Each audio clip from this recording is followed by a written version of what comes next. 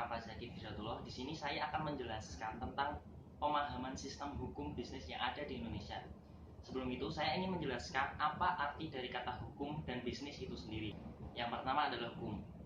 Hukum adalah sistem terpenting dalam pelaksanaan atau rangkaian kekuasaan kelembagaan. Hukum itu memiliki sifat yang mengatur tingkah laku dan sifatnya memaksa. Secara umum, hukum memiliki arti yaitu serangkaian peraturan yang mengatur seluruh tingkah laku kegiatan manusia yang dibuat oleh badan-badan resmi yang berwajib dalam suatu masyarakat tertentu. Hukum memiliki tujuan untuk mewujudkan keselamatan dan kebahagiaan ketertiban dalam bermasyarakat. Yang kedua adalah bisnis. Bisnis merupakan kegiatan usaha. Nah, apa arti kegiatan usaha tersebut? Kegiatan usaha adalah kegiatan yang dijalankan oleh orang-orang atau badan usaha yang secara teratur dan terus-menerus berupa kegiatan mengadakan barang atau jasa yang akan diperjualbelikan atau disewakan dengan tujuan untuk mendapatkan suatu keuntungan. Dari pengertian arti kata hukum dan bisnis itu sendiri, dapat disimpulkan bahwa hukum bisnis memiliki arti yaitu serangkaian peraturan yang mengatur seluruh kegiatan bisnis atau kegiatan badan usaha agar tercipta keadaan perekonomian yang tertib dan lancar. Kegiatan bisnis diklasifikasikan menjadi 3 bagian. Yang pertama adalah perdagangan.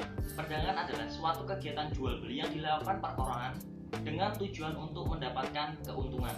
Contoh, agen, grosir, toko, dan lain sebagainya. Kedua adalah kegiatan industri. Kegiatan industri adalah kegiatan ekonomi yang mengolah bahan mentah atau bahan setengah jadi untuk menghasilkan barang atau jasa yang nilainya lebih berguna dari asalnya. Contoh, pertanian, perkebunan, dan industri pabrik. Yang ketiga adalah kegiatan jasa. Kegiatan jasa adalah kegiatan yang melaksanakan atau menyediakan jasa-jasa yang dilakukan oleh perorangan maupun badan usaha.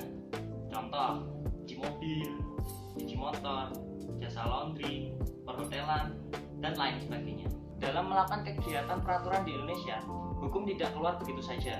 Hukum memiliki pedoman yang dijadikan sebagai sumber hukum tersebut. Yang pertama adalah peraturan perundang-undang, yang kedua adalah hukum kebiasaan, yang ketiga jurisprudensi, kemudian ada perjanjian, ada traktat, dan doktrin. Begitu pula dengan hukum bisnis. Hukum bisnis memiliki pedoman yang bersumber dari KUH Paper, Kitab Undang-Undang Hukum Perdata, kemudian juga ada KUHD atau Kitab Undang-Undang Hukum Dagang, dan juga peraturan perundang-undang lain yang berada di dalam bidang bisnis. Dalam melaksanakan kegiatan hukum, hukum memiliki subjek dan objek yang dituju.